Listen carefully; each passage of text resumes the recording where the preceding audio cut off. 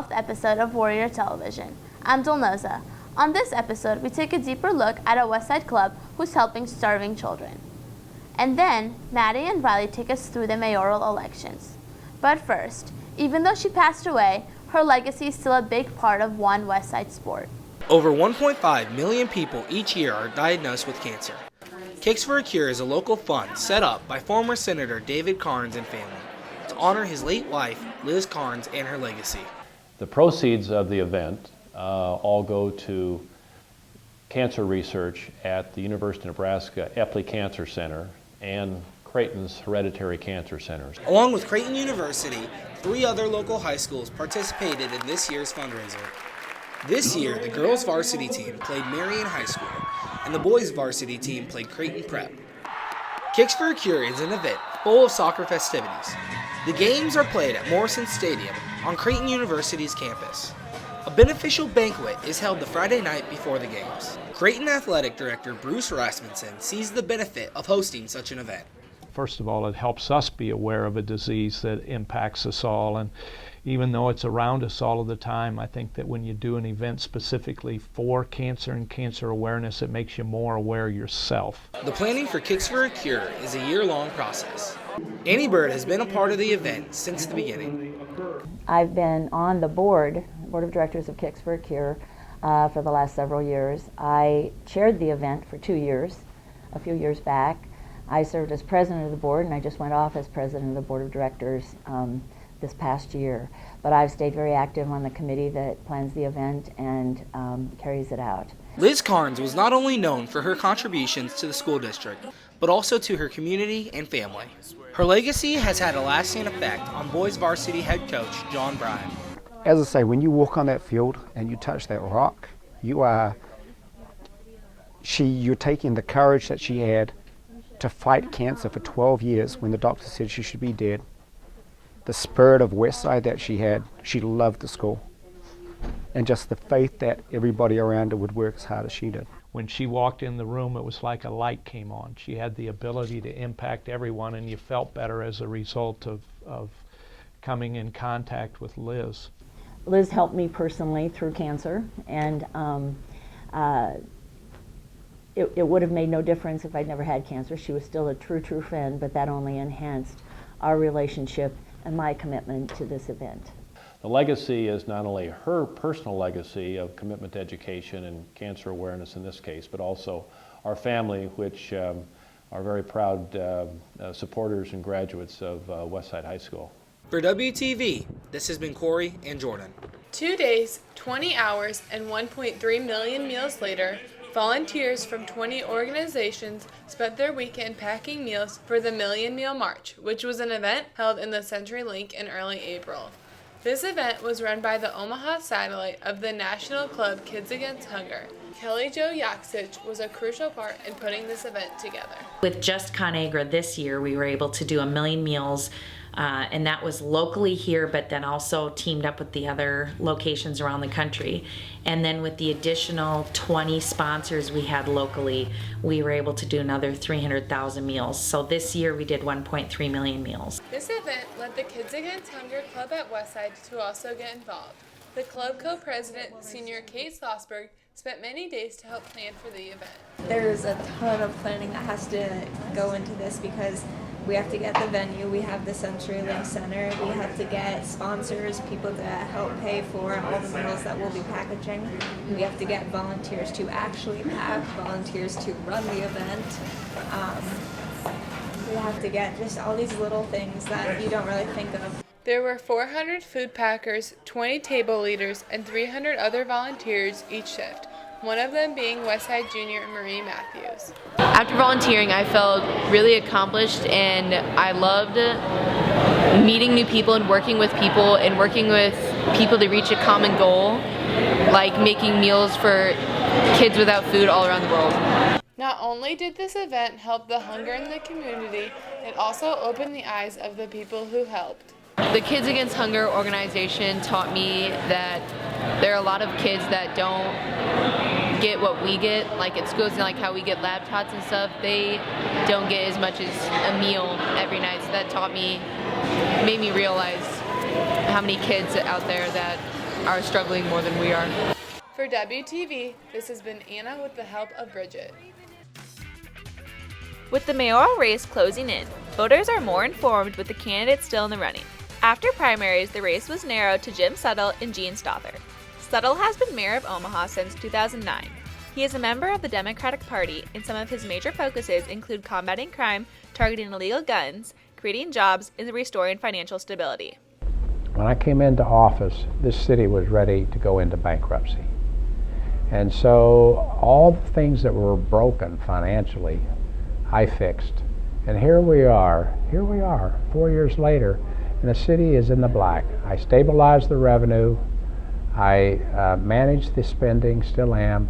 We just announced a historic record savings with our 2012 year-end closeout. It'll be roughly $10 million, unheard of in the history of the city. That's management. Stother, the Republican candidate, is currently a member of City Council. Some of her goals for the city include lowering tax burdens, bringing union pensions in line with private sector, and modernizing city government. I want voters, first of all, to be focused on the mayoral race and the city council races. It means so much for the future of Omaha, where we will be in the next 4 years. I truly believe with new leadership, our best days are ahead of us. And the main message I would like to get out to people is make sure that you get out and vote. Let your voice be heard. On May 14th, these two candidates will be put to a vote. Whether our city is left in the hands of Suttle or Stother is up to you. For WTV, this has been Maddie and Riley. Students from the Omaha area compete in Chemistry Field Day once a year to show off their knowledge. Chair for Chemistry Field Day, Ed Tisco, knows the amount of work that is put into the competition. Competition for high school students, they get in groups of about 5, 4 or 5, and do various events, 6 different events throughout the day. First place group members, Michaela Mapes and Krista Pierce, worked hard to prepare for the events. A few days after school, we would come in and practice with Mr. Biga, and he taught us how to perform well in each of the events. We felt pretty confident because of all the practice we had had, but some events you really couldn't prepare for, like Game Board, which was kind of like Jeopardy. Head of the chemistry department, Kevin Biga, knows how to get the students ready for a win. We try to prep them with some of the lab work they're going to have to do, practicing balancing equations, and that's pretty much it. Although gaining knowledge and having fun is important, Team Barium felt the pride from their victory. Winning? Yeah, winning was pretty fun. That was a pretty great part. As Biga's time at Westside is coming to an end, there is one thing that has impacted him the most. Kids have fun, and I have fun doing it, so that's why we get involved. Team Barium bringing home first place adds another plaque to Westside's collection. For WTV, this has been Kate and Caroline. Thanks, Caroline and Kate. Now we will see a Westside student share his special talent with us. But first, Emily shows us that the culinary team does more than make us lunch. When people think of school food, the sandwich bar, french fries, and hamburgers usually come to mind. What people don't know is that the culinary staff doesn't only make lunch, but they also arrive to school at 5 a.m. to make breakfast. Head culinary chef Sharon Schaefer says what is available every day for breakfast. Breakfast, we like to have a breakfast sandwich every single day.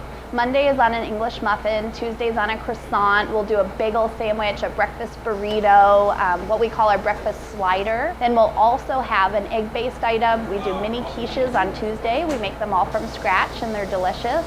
We also have scrambled eggs, cheesy scrambled eggs, and omelets made to order every Thursday. In the morning, many kids rush off to school without grabbing something to eat. Schaefer explains why it is necessary to eat a nutritious breakfast. Breakfast is a really important meal to have, especially for young growing minds. You retain more information when you've had breakfast in the morning. You haven't had anything to eat for a really long time. That's why it's called breakfast, because you've been fasting, whether you meant to or not.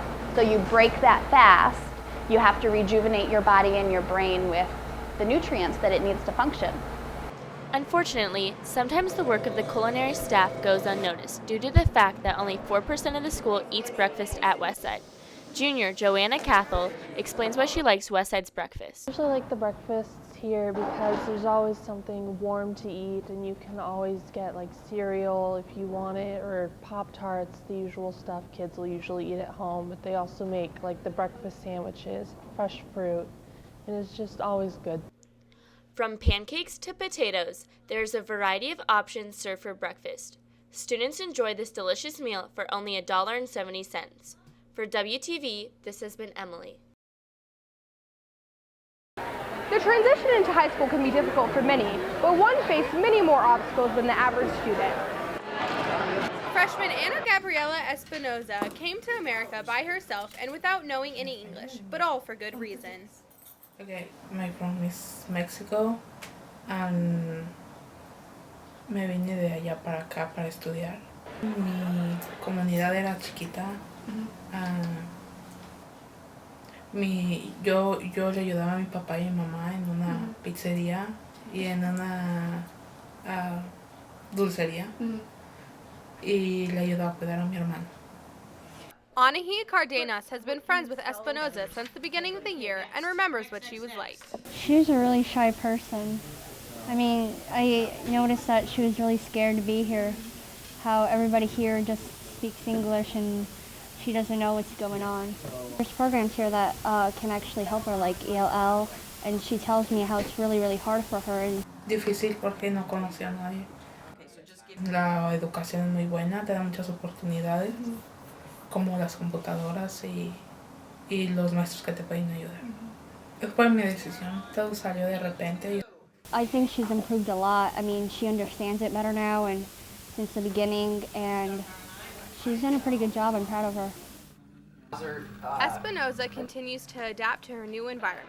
For WTV, this has been Caroline. The Westside High School Orchestra has a tradition of producing great strings players, but one current orchestra member is receiving national attention. Jae-Hong An, a senior at Westside High School, was recently selected to the National Youth Orchestra of the United States. The program only selects 120 high schoolers from across the country, and An is excited to be one of the few chosen. It was really surprising initially when I heard it, so I guess I'm really excited to tour Europe and meet some really talented young musicians, and I hope I learn a lot from it. Throughout the summer, An will travel with the orchestra, receiving training from some of the most renowned musicians from around the world before returning home. An also has advice for future orchestra students to one day possibly make this prestigious group. Practice a lot, and I don't know, maybe you'll get lucky enough to get selected to a National Youth Orchestra. Just a lot of practice is what I would recommend. I hope that maybe younger musicians who I've met before will look at me as some kind of role model. For WTV, this has been Noah.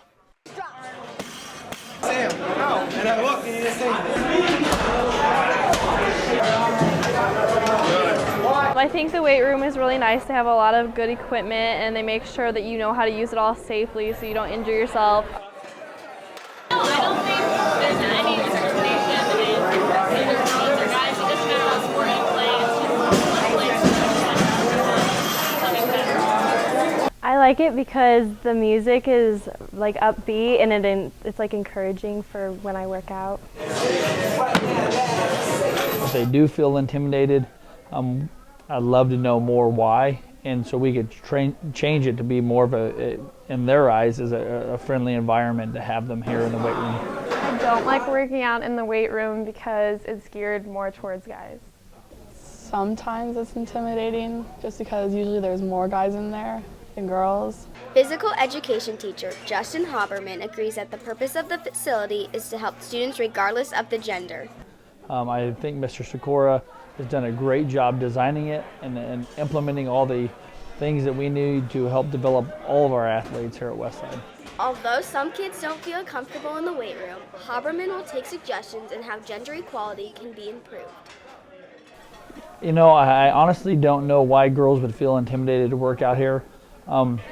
We try as a staff here in the weight room to get as many people in here working out as possible. We don't care if it's guys or girls. I've had guys tell me before, do this, like, to help you out. I mean, of course it's a little embarrassing, but it's still, it's a comfortable, nice place to be in. For WTV, this has been Erin. Thanks, Erin. Now let's take a look at how our baseball team is doing. But first, Laurel and Shallon talk to the track coach who has made an impact on the athlete's life. The ping of an aluminum bat is usually associated with warm, sunny weather. However, this year, the conditions have been quite the opposite. The varsity baseball team has had to postpone and even cancel 10 games already this season. Junior Jake Myers says that the weather has made an impact on the season so far.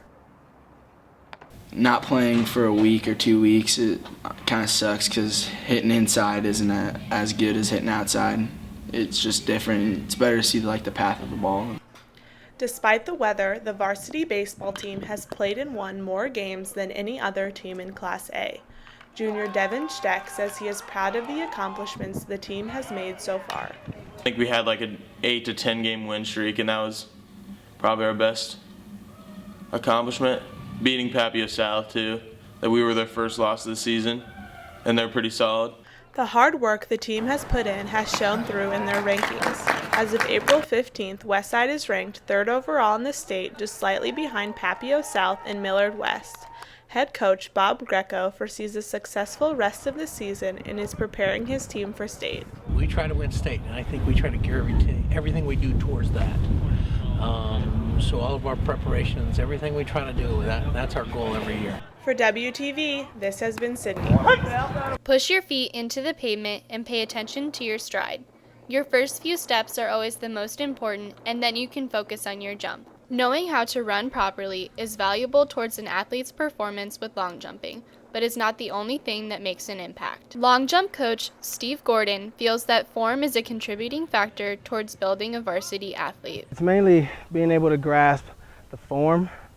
So speed and all comes next, but form work is most important. Olivia Baker knows that long jumping takes time and dedication on both the athlete's behalf and the coach's. Every day at practice, he's here, so that accounts for probably 2 hours at least every day of the week, Saturday, but then even being accessible to help, when we have questions. Gordon may not be hired by Westside to coach girls track and field, but Coach John Preister believes that this does not make an impact on the athletes. They look at him as, as one of the staff, as, the rest of us. I mean, it's a little bit different, like he's coming in from outside the building, but they respect him in everything, just like any other member of staff. The knowledge Gordon has of the sport has helped many girls to succeed with jumping, including Haley Crumwitty. Steve has pretty much taught me everything about my form and jumping wise too, like running form and jumping form. Gordon has also influenced Baker greatly throughout her jumping career. I don't know where I'd be as a jumper without him. He just knows so much, and he's been there, he was a world-class athlete, so it's been a blessing to have him as a coach. For now, Gordon will continue to help jumpers strive to do their best. For WTV, this has been Laurel and Shallon. Junior McKinney Harwood has been playing tennis for Westside High School for 2 years, has won 3rd at #1 singles at state as a freshman, and won state as a sophomore. Freshman Lizzie Harwood joins the varsity team and hopes to lead the team to multiple victories with her sister this season.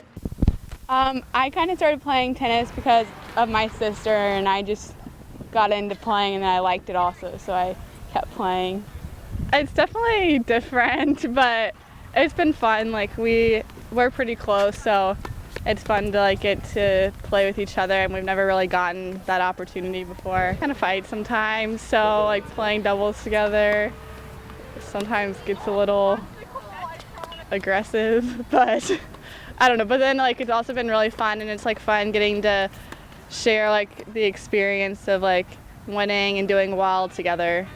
Varsity girls tennis coach Kim Gradival expresses that the Harwood sisters are a great asset to the team. Not only do they motivate each other, but the rest of the team as well. Gradival hopes that the girls take the state title on May 16th. Our goal for, each other is for us to win state, and then also for our team to win state. Working hard on and off the courts, the Harwood sisters prove that putting in 100% will pay off at the end. For WTV, this has been Dolnoza and Emily. Lacrosse is one of the fastest growing sports in the nation. This year, Westside has joined the trend with the first girls high school lacrosse team in the state of Nebraska. Captain Sammy Faulkner has observed the rise in the number of players. It's a growing sport throughout the country, and on the East and West Coast it's very popular, and it's starting to move into the Midwest, and more girls are becoming interested. With the number of participants growing, Faulkner saw the need for a team at Westside. As I played last year and really liked it, and I wanted to share with other people what I loved, and so the boys team manager was here on club day and I went to sign up, and she asked me if I would help her start a girls team. From there, Faulkner approached Jeanette Kleppinger, club sponsor, to help with the team. I chose to sponsor lacrosse. A student came and asked me as a freshman if I would be interested in sponsoring it. They have to have a club sponsor in order to be a sponsored sport at the high school. And I just thought it'd be a good opportunity for girls who maybe wouldn't get involved in other activities or sports to have a way to get involved at Westside. Sophomore Blair Goldstein found an interest in lacrosse when no other sports kept her attention. I'm not really an athletic person, and I kind of saw flyers for it around, and I thought I'd give it a try because nobody was going to be good at it. With popularity rising and the season just beginning, the team will continue to grow and work. For more information on how to join Westside's girls lacrosse team, contact team manager Annette McGuire at 724-816-9212. For WTV, this has been Olivia and Hannah. Thanks, Olivia and Hannah. Finally, Alex finds out about a special opportunity a teacher was given for next year.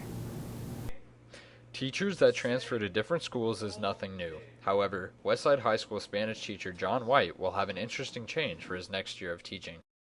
Well, basically what I did is I went through International School Services, ISS, and it's a company organization that pairs teachers and administrators with schools all around the world. And so what I did, I just went through the process, did the resumes, applications, references, all that good stuff. And then eventually I did interviews via Skype, and the one that worked out was the one in Cayman Islands. So basically, that job picked me. White discusses the major changes that will occur. As far as the actual teaching itself, the teaching is going to be similar. The composition of students there will be different. There's going to be not just American students. There's going to be students from Europe, South and Central America, Australia. So there'll be students from all over the world. So my wife and I will be working at the school. My kids will be attending the school. That's one of the things I'm most excited about is I'm going to be able to see my kids during the day, which I haven't been able to do here, obviously. Moving countries will be a big adjustment for White and his family. Initially, I'll be there a year for sure. I signed a one-year contract with them. I put in a leave of absence here with the school. So after this 1 year, with the possibility of returning back to Westside, I'll go from there, see what happens. If I love grading tests and teaching on an island in the Caribbean, I might stay longer. But we'll see what happens. I'll be there for a year for sure.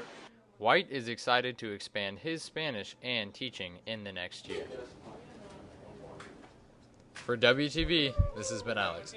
I get up at 4, and I'm usually leaving the house by 5:30, and I'm here by 5 till 6, and I come in and read for about an hour, or sometimes work out if I really feel ambitious. While most students are still sleeping, Mary Fast, a custodian at Westside, has already started her day. But if like a teacher comes in and they can't find an engineer who comes in and unlocks the building, they generally can find me sitting in the break room reading my book, getting geared up for the day. The custodians at Westside do more than just sweep the hallways or clean up after kids at lunch. We've got a band concert going up in the gym, or we've got some kind of function going on at night that we've got to make sure that we've got enough chairs and tables on the sidelines. Fast finds it necessary to be a team player to work at Westside. It's kind of a team effort. You can't be a solo person here. You've got to be a team player if you're going to get through your day. You can't. This place just would not run with just one person. Fast also says the students make her job more interesting.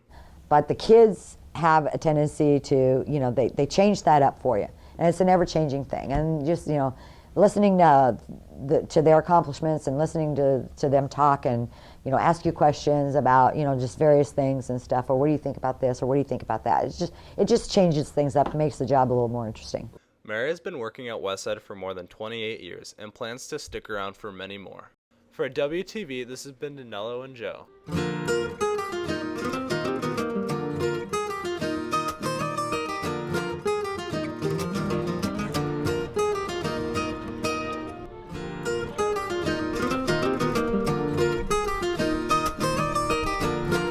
What makes me happy?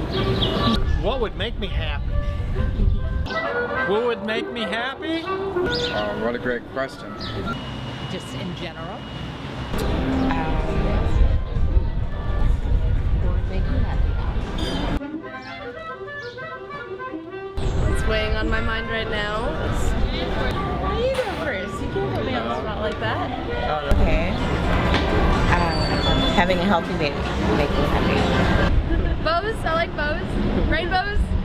Rainbows are make me happy. A good life, living somewhere like kind of secluded, like in a foresty area or a mountain area. Just kind of like not having to deal with a whole lot of the outside world. Riding a horse in Montana. To live forever on this earth. If I could make a million cats just randomly appear. Marrying you. I'm going to be real happy tomorrow when it's 75 degrees out. My kids, my grandkids. What makes me happy is finding my soulmate. To know that my family and I will have money for the rest of our lives and not have to worry about it. Always doing exactly what I want to. I would be happy to graduate college in a couple weeks, be done with school, and be free.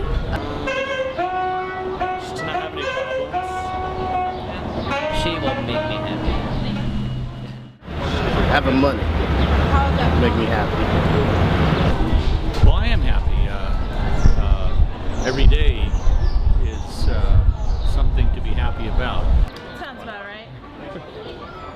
That would make me happy right now. How about that, huh? Thank you.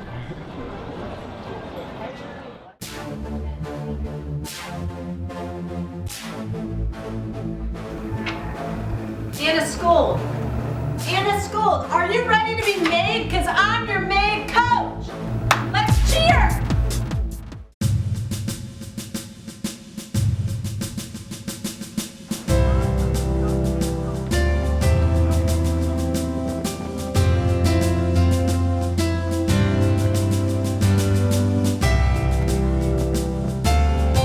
Seriously? My grandma can run faster than you, and she uses a walker.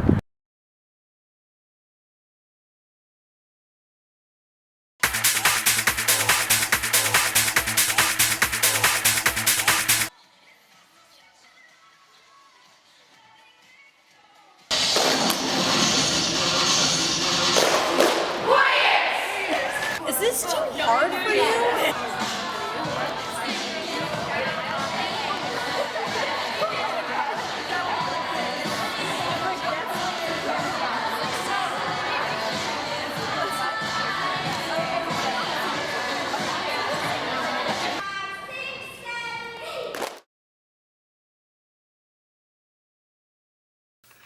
It's cheer time!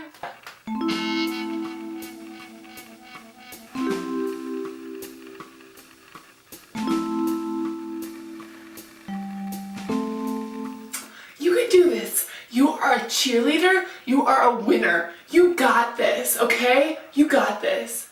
Let's go. Ew.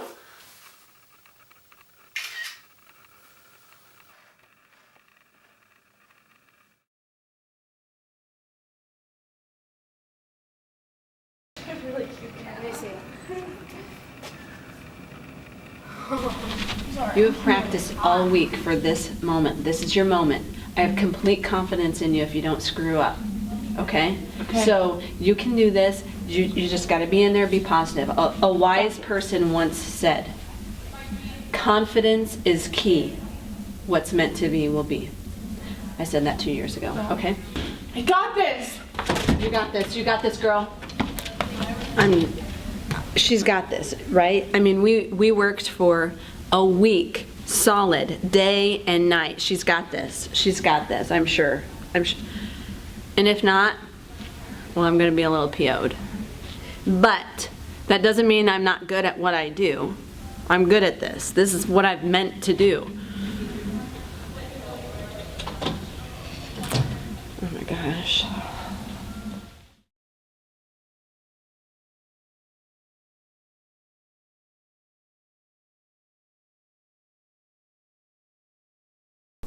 Thanks, Maddie. Better luck next time, Anna. Thank you for watching Warrior Television. Catch us on the next episode.